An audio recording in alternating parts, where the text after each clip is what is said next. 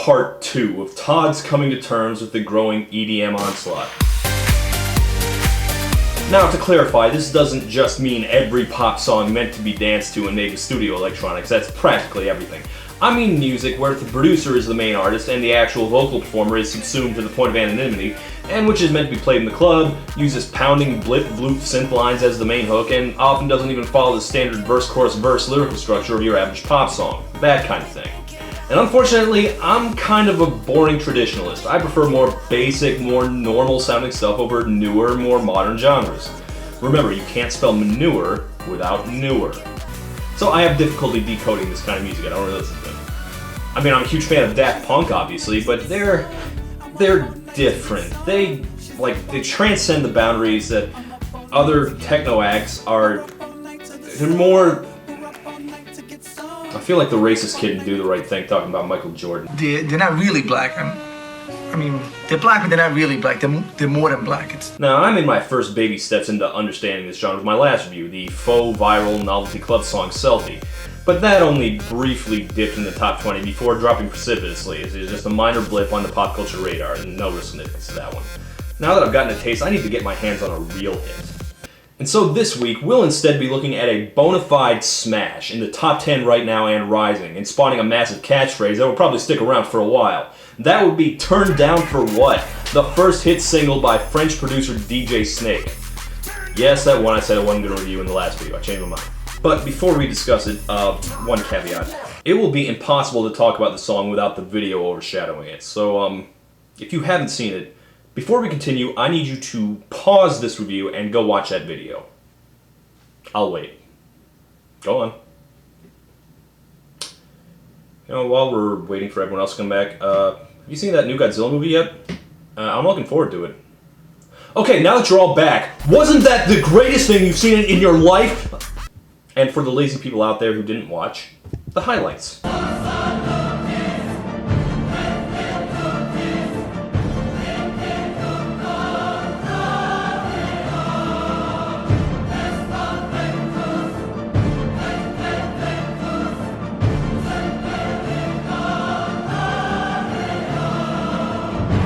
You know what isn't awesome about this? Nothing. Not a goddamn thing. Should I be censoring this? I feel like I should. Too much effort. Unfortunately, there is also a song that comes with the video, which we do have to talk about. And also, unfortunately, it's a little hard to talk about. Now, Selfie, that was different. It had more ambition than your average techno song. It wanted to do more than just make you get up and dance. It ended up doing a lot less than that, but you could tell it was trying, what with it possessing actual words and everything. Turned Down for What is the exact opposite, because it is not about anything. It's just pure aggro, screaming, and noise. Not only does this not deserve analysis, it might not even be analyzable. Before I had heard it, people were telling me it was the stupidest song that ever existed, if you could even call it a song, and I agree. I have very rarely in my life heard anything dumber than this. I kinda like it. Swerve? Yeah, you heard me, I kinda enjoy it, I do.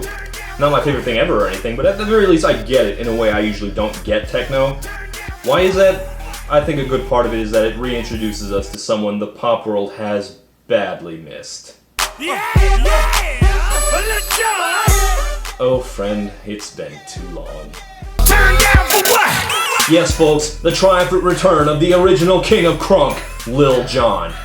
You know, I'll admit, when he first came out 10 years ago, it took me a little bit to get into the guy. I mean, he was so loud and gross. I didn't get it at first. I mean, at first I was like, what? But then I was like, okay. And then I was like, yeah! That first big hit, Get Low, was monstrous. I mean, they literally sounded like monsters. That song is disgusting, reprehensible even. That's what made it so great. But it was hard to find Lil Jon edgy and dangerous for very long. Pretty quickly, he started seeming fun and cuddly, like a kids show host or a crazy uncle. And obviously, a lot of his softer image was the result of the famous Dave Chappelle skit. What? Have these bags coming in possession the whole time. What?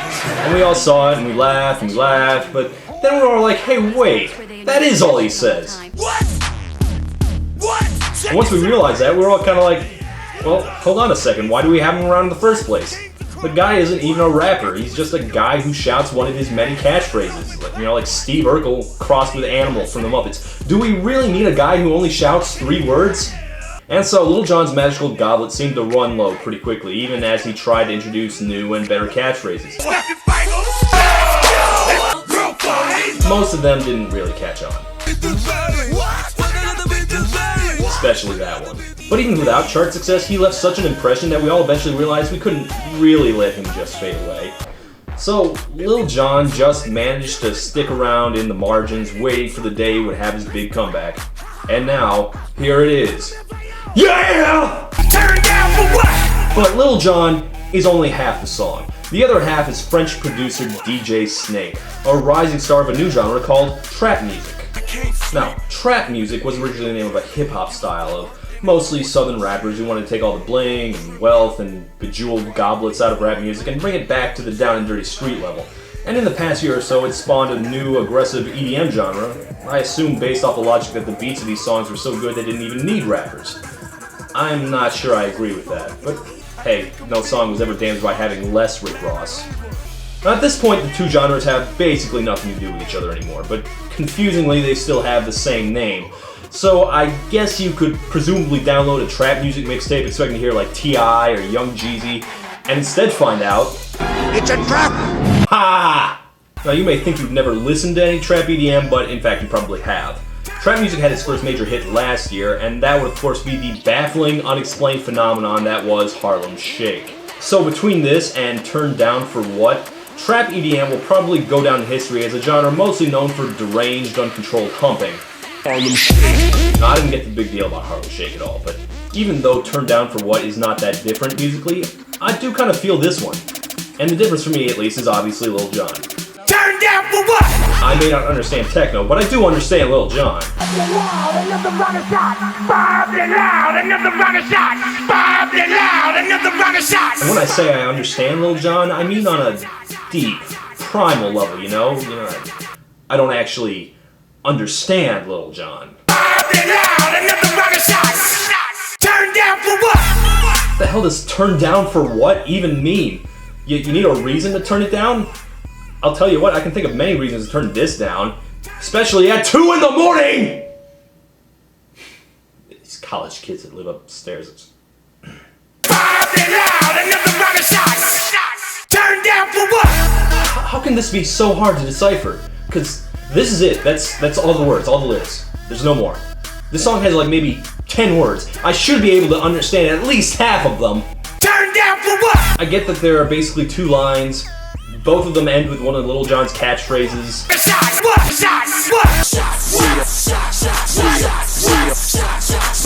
But beyond that, I'm lost. Okay, that's what he's saying. That only makes slightly more sense. You know what, just for fun, let's see if we lose anything at all if we take out all Lil Jon's parts and then replace them with the Tasmanian Devil. I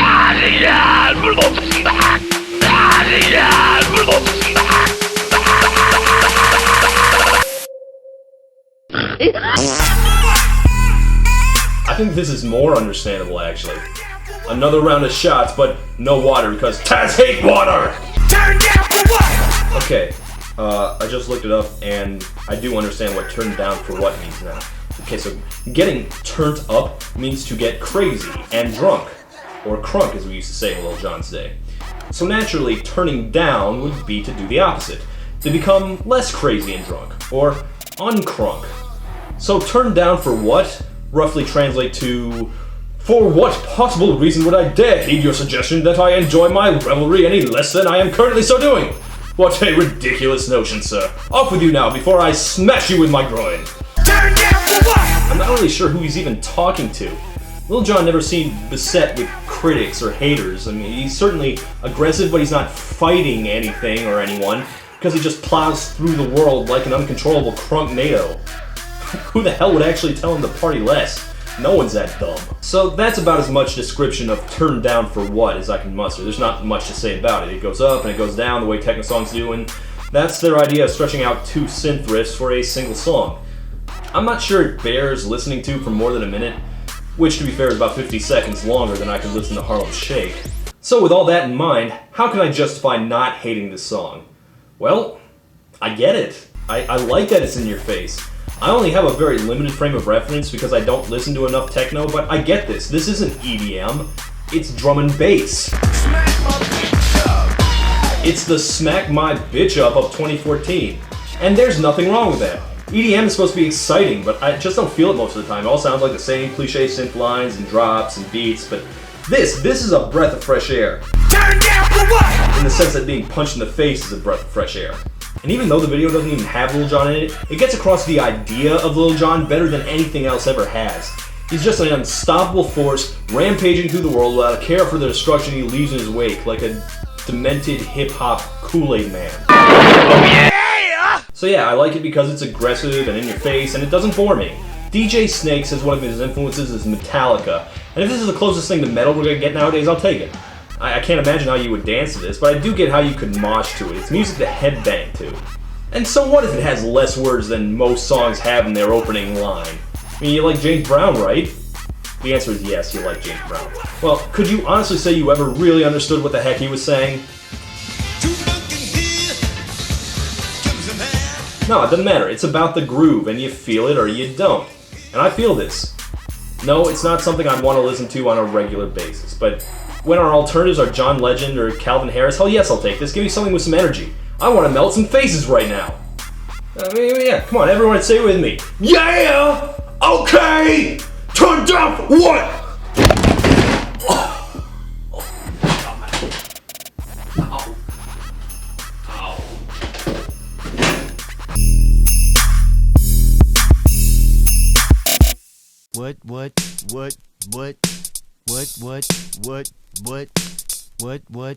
What?